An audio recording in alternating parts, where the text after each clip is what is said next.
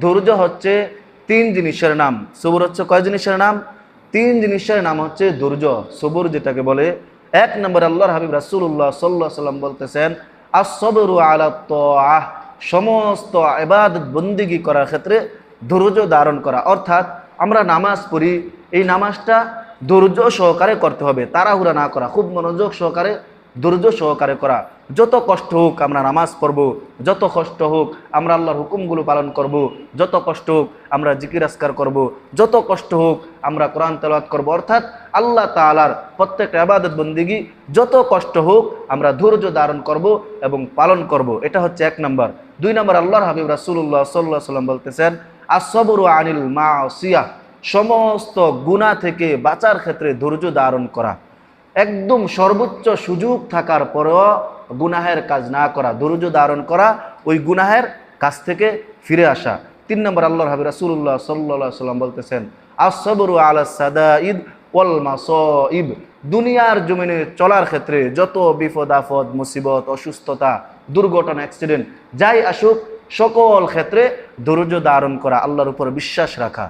তো এই নবী করিম সাল্লাল্লাহু আলাইহি সাল্লাম এই তিন জিনিসের নাম ধৈর্য বলেছেন। এই জন্য বলেছি, যখন আমাদের নিজেদের অথবা আমাদের পরিবারের কোনো অসুখ হয় বা কয়েকদিন পর পর দীর্ঘ সময় ধরে অসুস্থ হয়, তখন আল্লাহর কিছু বান্দাবান্দি আছে অধৈর্য হয়ে যায়, এমনও বলে যে আল্লাহ তাআলা শুধু আমাদেরকে চোখে দেখে আর অন্য কাউকে চোখে দেখে না। কয়দিন পর পর নিজে অসুস্থ, স্বামী অসুস্থ, ছেলে মেয়ে অসুস্থ, এত পরিমাণ অসুস্থ, বিরক্ত মনে করে আর ধৈর্য ধারণ করতে পারে না। এই জন্য আল্লাহর হাবিব রাসূলুল্লাহ সাল্লাল্লাহু আলাইহি সাল্লাম হাদিসের মধ্যে আছে, আব্দুল্লাহ ইবনে মাসউদ রাদিয়াল্লাহু তাআলা আনহু বলেন, একবার নবী করিম সাল্লাল্লাহু আলাইহি সাল্লাম অসুস্থ হলেন। নবীজি যখন অসুস্থ হলেন, আব্দুল্লাহ ইবনে মাসউদ রাদিয়াল্লাহু তাআলা আনহু নবীজিকে দেখতে গেলেন। নবীজির কাছে দেখতে যাওয়ার পর আব্দুল্লাহ ইবনে মাসউদ রাদিয়াল্লাহু তাআলা আনহু নবীজির কপালের মধ্যে হাত দিলেন। হাত দেওয়ার পর দেখলেন নবীজির প্রচন্ড জ্বর, এত পরিমাণ জ্বর। আব্দুল্লাহ ইবনে মাসউদ রাদিয়াল্লাহু তাআলা অবাক হয়ে গেলেন। অবাক হয়ে নবীজিকে জিজ্ঞাসা করলেন, ইয়া রাসূলুল্লাহ, ইয়া হাবিবাল্লাহ, আপনার গায়ে এত পরিমাণ জ্বর, এত প্রচন্ড জ্বর, আপনি যে এত পরিমাণ কষ্ট পাইতেছেন, এত পরিমাণ জ্বরে ভুগতেছেন, আল্লাহ তাআলা কি আপনাকে কোনো প্রতিদান দান করবেন? সুবহানাল্লাহ। আব্দুল্লাহ ইবনে মাসউদ রাদিয়াল্লাহু তাআলা আনহু, তারা তো নবীজির জন্য খুব মুহাব্বত ছিলেন, পাগল ছিলেন, নবীজিকে অনেক পরিমাণ ভালোবাসতেন। নবীজির গায়ে যখন হাত দিলেন, যখন দেখলেন এত পরিমাণ জ্বর, প্রচন্ড জ্বর, তখন তিনি নবীজিকে জিজ্ঞাসা করলেন, এই জ্বরের কারণে, এই কষ্টদায়ক বস্তুর কারণে আল্লাহ তাআলা কি কোনো প্রতিদান দান করবেন? নবী করিম সাল্লাল্লাহু আলাইহি ওয়াসাল্লাম বললেন, অবশ্যই অবশ্যই আল্লাহ পাক রব্বুল আলামিন আমাকে দ্বিগুণ প্রতিদান দান করবেন। সুবহানাল্লাহ। নবীজি বুঝাইতেছেন যে আমি জ্বরের মধ্যে যতটুকু কষ্ট পাইতেছি, এর চেয়েও দ্বিগুণ প্রতিদান আল্লাহ তাআলা আমাকে দান করবেন। সুবহানাল্লাহ।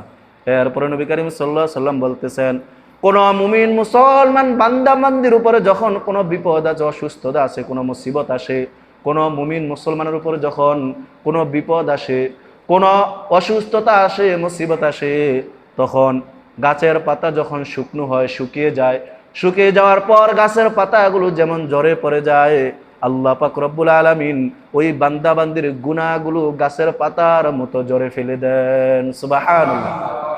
কোনো মুসিবত যখন আসে, সেটা অসুস্থতা হোক, সেটা কোনো দুর্ঘটনা হোক, সেটা কোনো বড় বিপদ হোক, আল্লাহ পাক রব্বুল আলামিন ওই বিপদের কারণে, মুসিবতের কারণে গাছের পাতা যেভাবে ঝরে পড়ে যায়, ওই বান্দা বান্দির গুনাহগুলো আল্লাহ তাআলা তেমনি ঝরে ফেলে দেন। সুবহানাল্লাহ। এই জন্য আমরা অবশ্যই অবশ্যই ধৈর্য ধারণ করতে হবে। প্রত্যেকটা ক্ষেত্রে, প্রত্যেকটা মুসিবতে, প্রত্যেকটা বিপদে আমরা ধৈর্য ধারণ করতে হবে।